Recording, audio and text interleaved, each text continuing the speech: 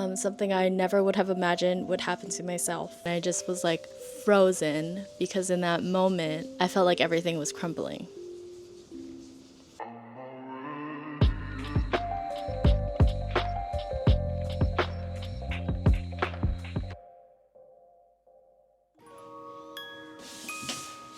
Hello, you guys. Today, I'm kind of doing this vlog as like a story, and it's called Week 3 of 2025, Turning a Job Loss into Resilience.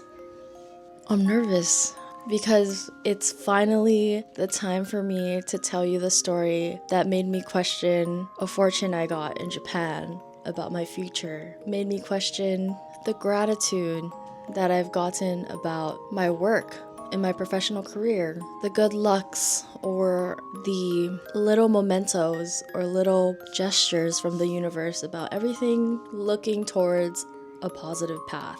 But on January 13th, my career plan changed in a 15-minute call, and I'll tell you the story about how that happened. On Monday, January 13th, 2025, I got let go from my job. Many of you don't know because I'm new to YouTube. I was a junior data scientist at a TV marketing ad company.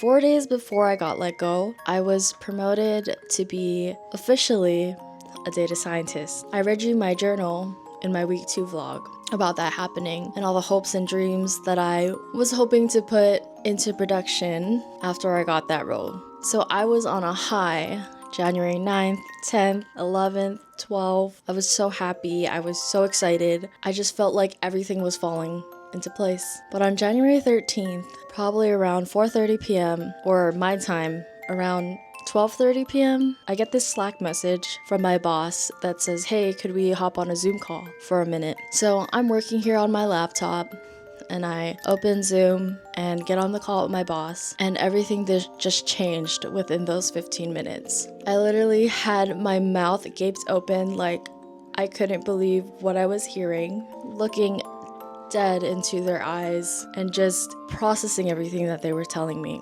And after that phone call, I could not move. I could not do anything except cry and go numb. And I kind of tell you more about what had happened in this clip.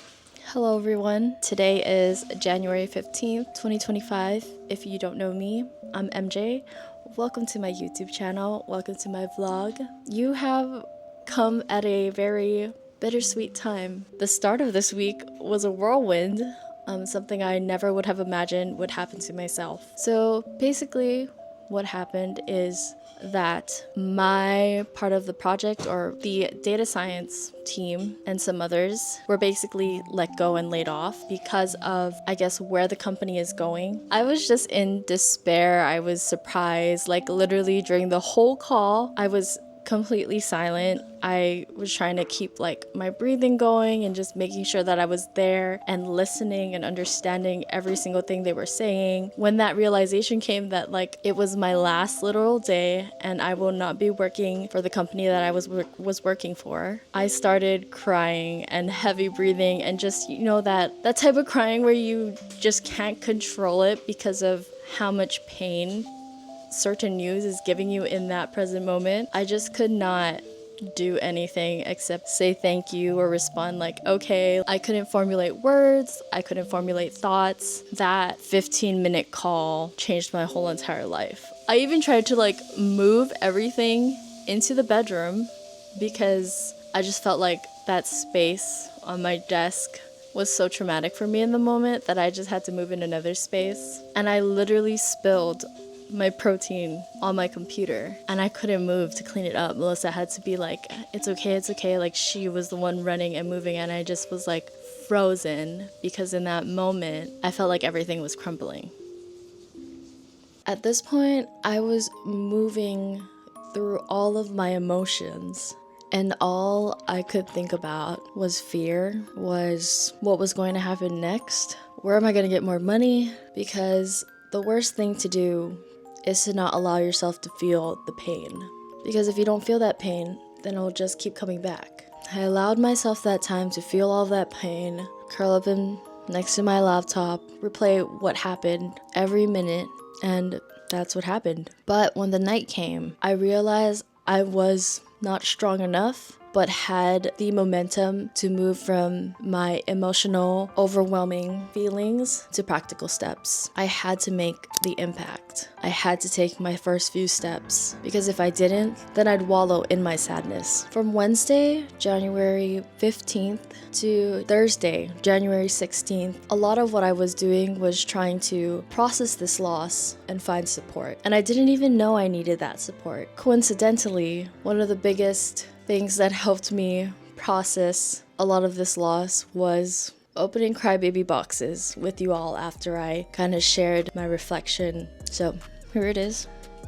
It's time to do some fun employment things.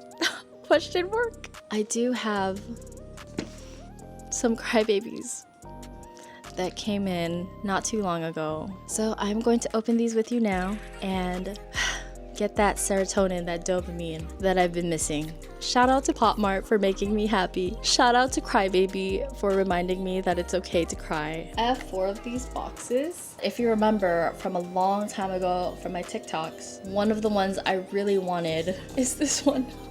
Is this Sleepy Buttercup.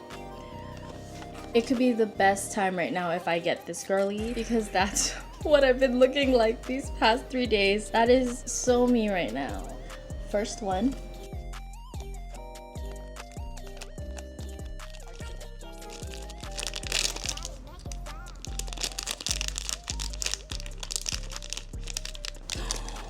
Oh my god. There. Here she is in all her glory. Second one.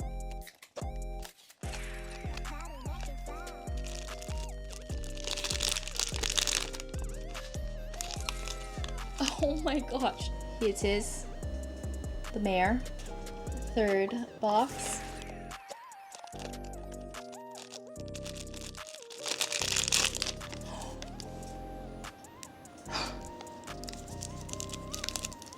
I got the one I wanted, you guys, and I'm really happy. Just a little reminder that this was me this week. Finally, last one.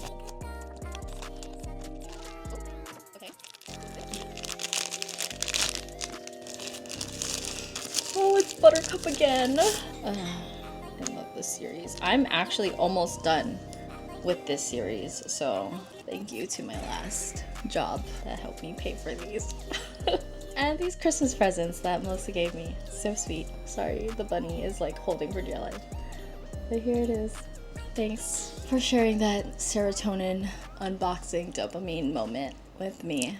And although I was able to get that serotonin, that dopamine from opening those boxes, I also had to contrast a lot of these fear and failed thoughts that I was having with my friendship moments and my family. While I was processing loss, I was also trying to find support. I think the biggest way that I was processing this loss that day was being able to create that 2024 recap. It allowed me to realize that I was not in the get back into the routine stage yet. I realized that I still needed time to feel everything and just allow my emotions to do the work.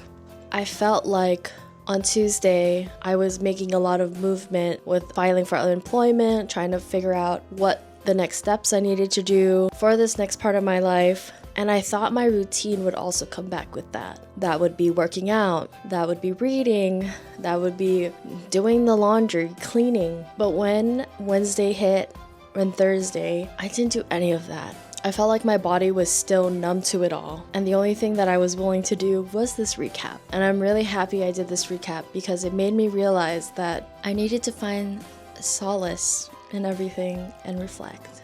So routine wasn't there, but what was there was my community being that anchor during my uncertainty. I'm grateful Friendsmas was planned for this week, because if it wasn't, I would have kept myself in a bubble with my thoughts. I would have allowed this uncertainty to consume me. And this was my turning point, realizing my friends and family were my anchor to be grounded in this uncertainty. They were the support I needed at the time. I didn't need routine, I needed support.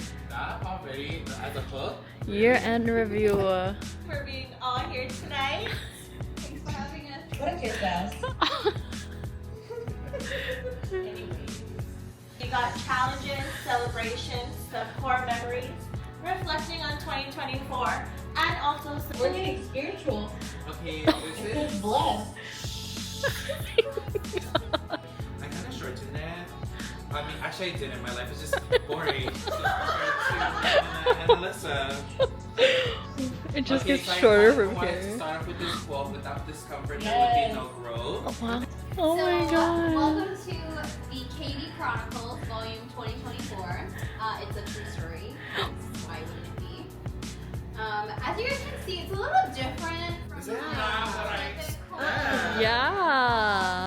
No. I just brought It's memes. here. Yes, yes. Honestly, What my is skin's it? been going through it all. Oh my god. Deeper vibe. That's the first. Joelle said bye.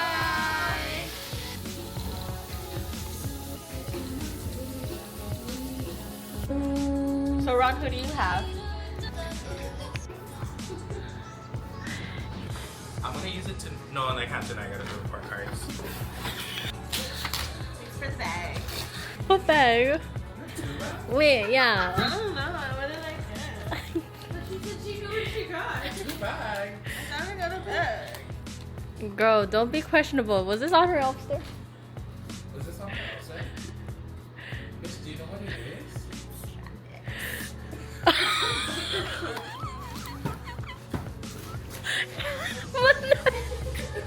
Do you even have a bike here? Do you have a bike here? Oh. Wait, wait, is that next for a bike or? Just let me know when you're wearing them. Shoot. I'm so confused. Oh, wait, my bag.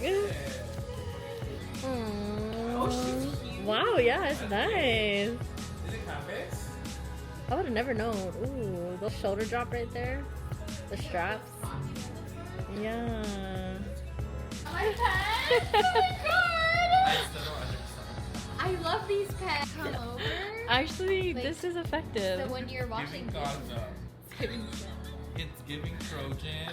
there's a Magnum flower on it. XX. Let me feel it. What does that mean exactly, XX? Oh, okay. Extra, extra. Extra large.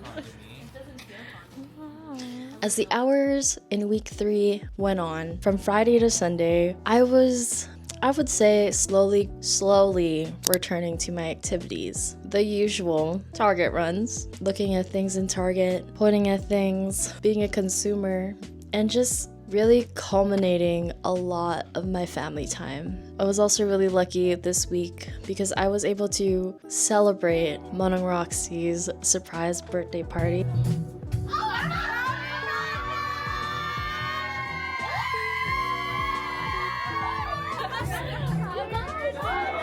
Holy smoke! You guys got it!